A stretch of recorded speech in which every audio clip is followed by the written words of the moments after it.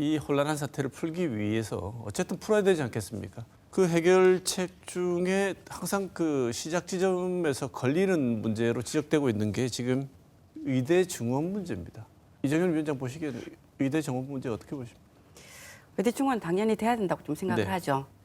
의사가 이제 부족한 거는 확실한 거고, 그 앞서 이야기 이제 말씀하셨던 지금 대학병원들 구조 변경도 중환자 중심의 이제 전문의 뭐 이렇게 중심의 병원으로 하겠다 이렇게 하는 것도 굉장히 그림은 굉장히 좋다라고 하거든요. 다들 이제 이거는 이제 좋은 거다. 그런데 이제 사실 거기서 그 중에서 전문의 수를 두세 배를 늘려야 되는데 그 두세 배를 어떻게 채용할 건가? 그 의사를 지금 없어요. 채용하려고 해도. 그러니까 인건비를 그러면은 그만큼의 인건비를 어떻게 그러면은 감당할 건가? 이제 이런 부분이 아무것도 지금 없다는 거고, 또 오히려 또 지금 대학병원 같은 경우는 앞서서 이야기했지만 사직하는 그 교수들이 계속 늘어나고 있고, 그래서 사실 작년에 어떤 국립대에 이제 사직한 교수들 1년 동안 사직한 숫자가 올해는 상반기에 이미 그만큼들이 이제 숫자가 이제 사직을 했고, 하반기에 또 지금도 계속 지금 사직하신 분들이 계속 늘어나거든요. 이제 이런 분들도 지금 잡지 못하고 있는, 결국 이거는 이제 필수 의료나 지역 의료, 공공 의료에 어떻게 배치할 거다라는 이런 계획이 하나도 없는 어떤 그냥 숫자만 늘리면은 자연스럽게 갈 거다. 이거는 정말 이렇게 어떤 걸로 이렇게 그렇게 생각을 하는지 사실 아무도 이제 그것을 배치할 어떤 권한이 없는데 이제 이것이 가장 큰 문제라고 보는 거죠. 거기에 대한 배치할 어떤 계획들이 세부적인 계획이 있어야 되는데 그것이 가장 없다라는 게 가장 큰 문제라고 봅니다. 의대생 정원 네. 자체는 동의는 하지만 방법이 조금 그렇죠. 네. 가장 큰 문제죠.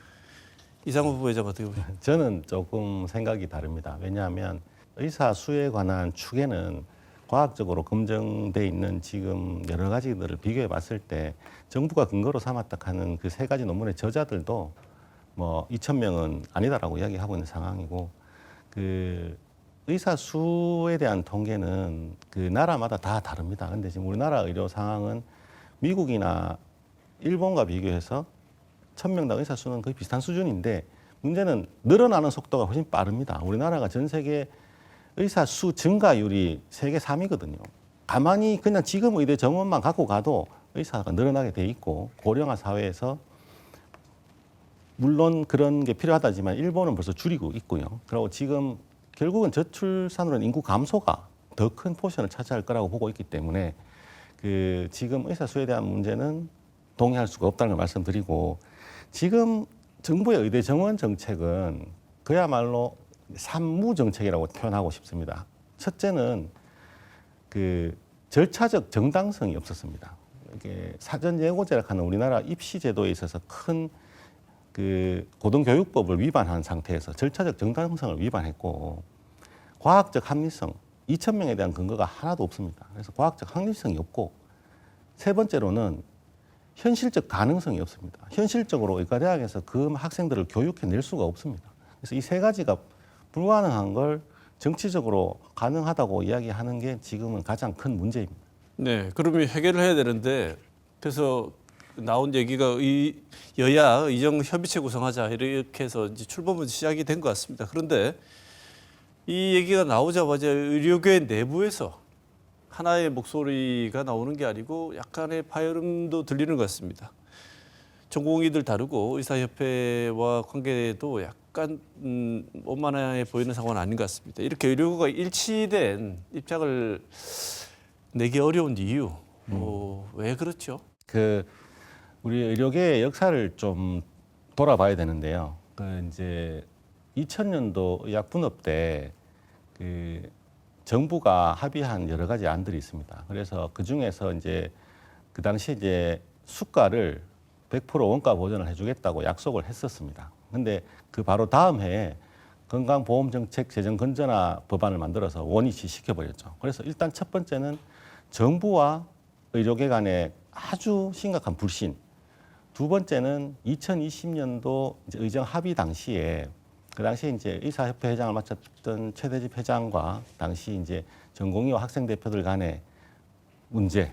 그 당시에 이제 최대집 회장 혼자서 이제 의정 협의를 들어가게 도장을 찍은 사건 때문에 그 당시에 이제 학생 대표였던 그 학생들이 지금 전공의 대표를 맡고 있습니다. 그래서 지금 기성의 의사협회에 대해서도 전공이나 이런 학생들이 약간의 일종의 불신이 좀 있는 거죠. 그래서 이제 이걸 크게 보면 지금 정책을 맡고 있는 정부 담당자들의 생각은 거의 우리나라 GNP 1인당 소득이 $1,000 수준에 머물러 있는 정책을 펴고 있고 지금 젊은 세대, 그 전공이나 학생들은 $10,000가 넘었을 때 태어나서 2, 3만 달러대 우리나라에서 공부를 하고 배운 학생들입니다. 그래서 생각하는 방향이나 이런 여러 가지 이런 것들을 과학적이고 합리적으로 설득해내지 못하면 지금 전공인 학생들을 설득할 수가 없습니다. 네. 2025년 정원 원위치를 시키고 원래대로 해라 하지 않으면 증원된 정원이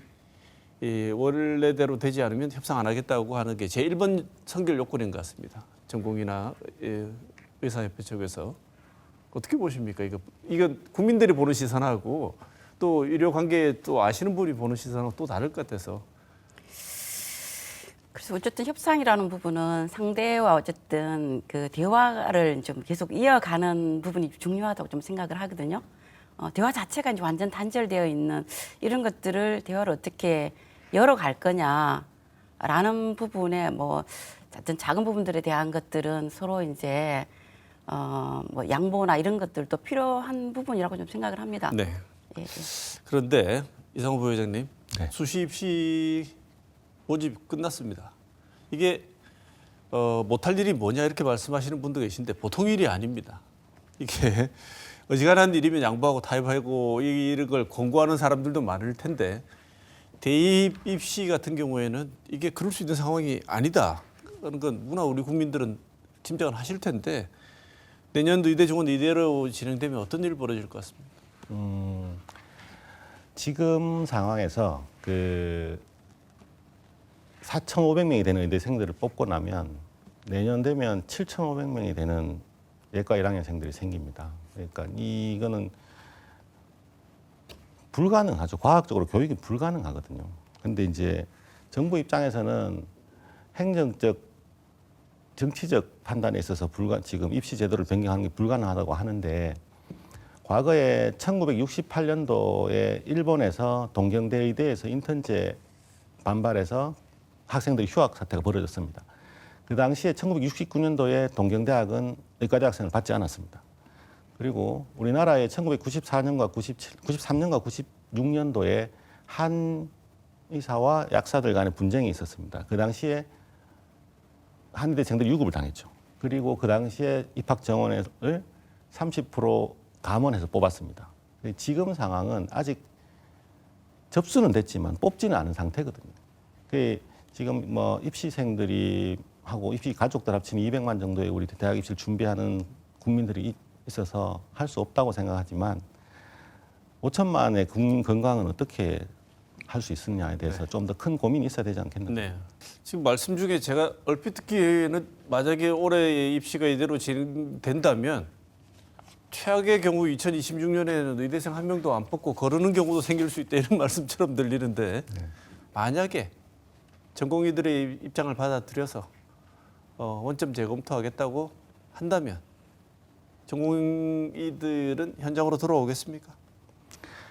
이 사태에 있어서 가장 핵심적인 문제는 정부가 2,000명을 증원하면서 그 정원의 논거가 의사들이 많아지면 이 필수 의료의 낙수 현상으로 인해서 필수 의료로 돌아올 의사들이 많을 것이다. 이런 논거를 내세웠습니다. 근데 사실은 의료에 있어서 그런 퀄리티를 유지하는 제일 중요한 거는 의료인들의 사명감이거든요.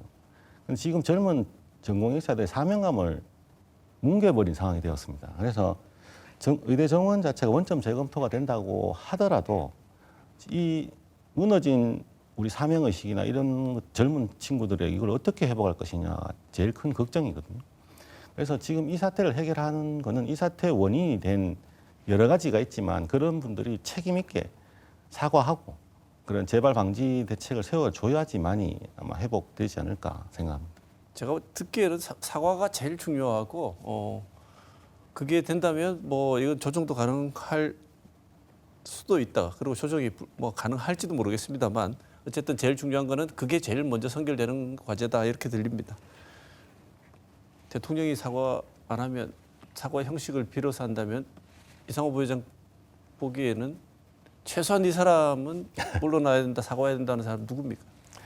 뭐 아무래도 역대급 발언을 많이 하신 분이 있죠. 뭐 의세부터 시작해서 뭐 우리 카데바를 수입한다는 등 환자를 전세기 태워서 외국에 보내야 한다는 등 뭐 엄청나게 많은, 최근에는 뭐 전화할 수 있으면 응급실로 올 환자가 아니라는 분부터 사실은 책임지는 모습을 보여야 되지 않나 생각합니다. 네.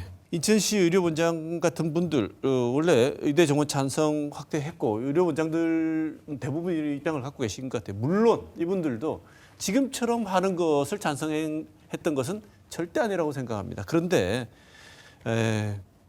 여전히 지금 벌어지고 있는 이 의료 대란의 시작이 됐던 이유, 그걸 해결하기 위해서 우리 노력을 해야 된다. 그래서 현 사태의 종지부를 찍고 지역 공공병원에 대한 인력 양성하기 위한 방안 마련해야 된다. 이것 자체까지 말아놓을 수는 있는 얘기가 아니다. 이렇게 얘기하시는 것 같은데 이정현 부원장 어떻게 보십니까?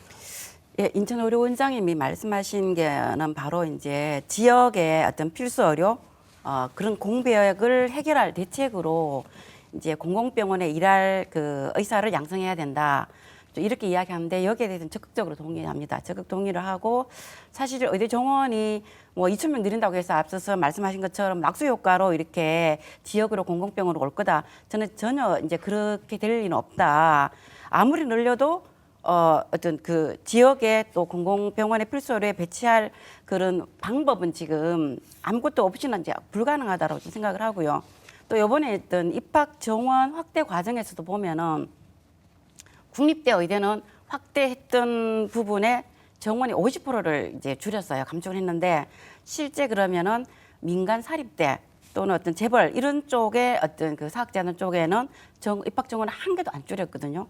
결국은 이런 부분들이 그러면 그쪽을 이제 키워주는 부분이 될 거고 결국 국가가 설립한 뭐 그 운영하는 그런 이제 공공의대나 공공병원에 대한 그런 부분은 전혀 지금 없다라는 거. 그래서 이게 사실 제 역할을 해야지 사실 돈벌이 대학이나 돈벌이 어떤 의료인 이런 부분들을 막을 수 있는데 여기에 대한 게 좀 전혀 없는 것이 가장 큰 문제고 앞으로는 어쨌든 지역 필수 이제 과에 배정할 수 있는 그런 방법은 바로 공공의대고 공공병원을 좀 살려야 된다라고 좀 생각을 합니다. 네. 그래서 정부가 의대 정원에 맞춰서 지역 인재 전형을 더욱 확대하겠다고 밝혔습니다. 그래서 이른바 계약형 지역 필수 의사제. 이거는 뭐 지역에서 장기 근무하는 필수 의료 전문의에게 이른바 의사들이 말하는 바이탈 뽕을 놓는 게 아니고 월 400만 원의 수당을 지급하기로 해서 어떻게 보면 그에 합당한 보상을 하겠다 이런 것처럼 보입니다.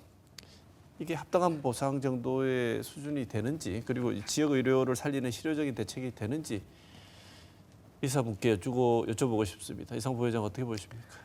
지금 정부가 우리 국민 여러분들께 제안하는 여러 가지 제도들은 지금 보면 전혀 숙고되지 않은 그냥 아이디어 공모전 수준의 정책이라고 봅니다. 왜냐하면 지금 발표된 계약형 지역 필수 의사제라는 게 지금 뭐 예산이 한 14억 원 정도 해서 뭐 시범 사업을 하겠다는데 8개 과에서 한다고 하는데 내용면을 봐도 그렇고 예산을 봐도 그렇고 뭐 이거는 의지가 있는 뭐 그런 내용 같지 않아서 따로 참 그야말로 실효성 있는 정책이라고 언급하기도 좀 어려운 정도의 정책이라고 보여집니다. 근데 이제 지역 인재 전형이란 건 사실은 일본에서도 하고 있는데요. 그러니까 그 지역에서 출신들이 그 지역 의과대에 가서 그 지역에서 의사 의료 활동을 하는 거에 대해서 지역의 어떤 그런 의료를 담당하는 거에 대해서 일본이 과연 성공했냐 하면 일본도 실패했습니다. 그래서 일본도 그 지역 의료 인재 전형 비율을 낮추고 오히려 그 지역의 제일 연구 결과 보면 그 지역의 경제가 활성화될수록 그 지역 의료도 발전한다는 게 결론이 나 있는 상황이에요. 네. 간호법 잠깐 살펴보고 가겠습니다. 이번에 간호법이 통과됐습니다. 예. 지난번에는 절대 안 된다고 그래서 반대하는 입장이었는데 어떻게 보면 의료 분쟁 그다음에 지금 의료 파행 사태의 와중에 필요에 의해서 안 된다고 하던 간호법이 통과됐는데 막상 현장에서 그것을 염원했던 간호사들 반응이 그렇게 좋지 않고 시큰둥하다는데 이유가 뭡니까? 사실 뭐 작년에 이제 거부 이제 됐던 그 내용에서 이번에 이제 통과돼 시켰던 것은 정부가 이제 그 진료 지원 간호사에 대한 불법으로 지금 현재 현장에서 이루어지고 있는 이제 이런 시범 사업으로 계속 이어질 수 없으니까 이 부분은 어떻게든 법에 넣어서 이제 통과를 빨리 시켜야지 사실 전공의가 이제 없는 이 병원을 그나마 이제 돌아갈 수 있게 만들어야 되겠다 하는 그런 이제 그 목적으로 뭐 여야가 이렇게 같이 합의를 뭐 쉽게 되어 가지고 통과는 되었습니다만 그 내용 이제 진료 지원 간호사 소위 PA 간호사라는 이 부분을 법 테두리 속에 넣는 것 이외에 사실 간호사 관련한 뭐 처우라든지 또는 어떤 업무에 대한 배치 기준이라든지 이런 내용은 전혀 없습니다. 그러니까 결국은 이 부분은 현장에 일선에서 일하고 있는 간호사들에게는 아무런 이제 그 도움이 되지 않는 뭐 이게 이 법이 나랑 아무런 상관이 없는 껍데기뿐이 이제 간호법 이렇게 지금 되고 있는 거죠. 그래서 이제 사실 뭐 오히려 어떤 그 전공의 업무까지 떠안아야 되는 이런 이제 사태에 대한 걸로 업무 과정은 더 심각해지는데 더 지금 막 좀 네. 억울한 심정이죠 지금. 예. 할 일이 업무가 늘어나는 걸 합법적으로 업무가 늘어나는 예. 상황이라서 개선된 것보다는 오히려 부담이 더 심해지는 것에 대한 반응들이 많다고 말씀을 주셨습니다. 마무리할 시간이 된 것 같은데요. 지금 어쨌든 다들 하시는 말씀이지만 이런 사태가 장기화되면 의사하고 정부가 싸우는데 중간에 죽어나는 건 역시 환자들과 국민들밖에 없습니다. 환자 단체들 특히나 내 가족이 위중한 환자일 경우에 이 답답함은 이루 말할 수 없을 것 같습니다. 빨리 해결을 해야 됩니다. 모든 주체가 의사도 마찬가지고 정부도 내 가족이 중증 환자라고 생각을 하고 접근을 하면 좋을 것 같은데 이 의료 대란 실마리 어떻게 해결해야 할지 두 분의 말씀 듣고 오늘 시간 마쳐야 될 것 같습니다. 먼저 이정현 선생님 말씀 좀 주시죠. 앞서서도 계속 이야기가 나왔지만 사실 정부의 어떤 책임 있는 분들의 그 사과가 좀 있어야 되지 않는가. 어쨌든 현재처럼 막무가내식 그런 태도가 더욱더 어떤 전공의 선생님들의 어떤 마음을 더욱더 떠나게 만들고 있는 것 같아요. 이제 그렇게 이제 어쨌든 사과를 하면서 마음을 풀고 또 이제 어쨌든 국민들도 앞서 이야기했지만은 많은 부분을 이제 알게 되었어요. 그래서 국민들의 눈높이에 맞는 그런 현실적 대안을 좀 찾아가는 이제 그런 것들이 뭐 정부나 또 이제 전공의 선생님이나 의협이나 이런 쪽에서도 같이 좀 협상을 해 가야 되는 게 아닌가 좀 그런 생각이 듭니다. 네, 이상호 부회장님. 네, 이 실마리를 풀 수 있는 사람은 5천만 국민 중에 단 한 분 계신다고 생각합니다. 그분이 빠른 결정을 해서 이 5천만 국민의 건강을 좀 어떻게든 책임지고 우리 의료인들이 열심히 환자를 볼 수 있게 만들어줬으면 좋겠고요. 그러니까 지금 이제 추석 명절입니다. 우리 시민 여러분들이나 국민 여러분들이 소나기는 피해 가야 되거든요. 그래서 지금 상황이 녹록치가 않아서 추석 명절 때 가능하면 먼 거리 이동하실 때 안전 운행하시고 졸음운전하지 마시고 그리고 생선전 드실 때 목에 가시 안 걸리게 조심하시고 감이나 이런 홍시 같은 거 너무 많이 드셔서 장 폐쇄 안 되게 조심하시고 너무 과식하거나 과음하시지 말고 좀 차분한 추석 명절을 보내시기를 부탁드립니다. 다시 한 번 더 송구하다는 말씀 드리면서 부탁 같이 드리겠습니다. 네.